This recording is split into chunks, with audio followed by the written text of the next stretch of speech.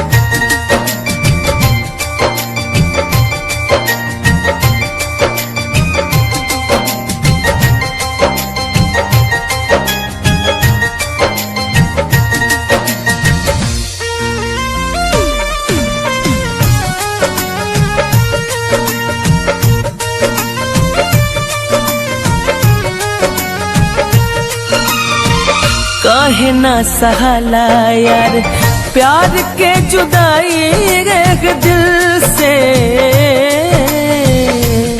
जरा पाने की चाहत में बहुत कुछ छूट जाता है, जरा पाने की चाहत में बहुत कुछ छूट जाता है। नदी का साथ देता हूँ समंदर उठ जाता है, जरा पाने की चाहत में बहुत कुछ छूट जाता है। नदी का साथ देता हूँ समंदर रूठ जाता है। अरे मोहब्बत पढ़ने और लिखने में आसान दिखती है साहब, मोहब्बत को निभाने में पसीना छूट जाता है। काहे ना सहाला यार प्यार के जुदाई एक दिल से, कोटे नाही दिनवा रतिया बीतला जिंदगिया मुश्किल से, मिले खातिर दिल हो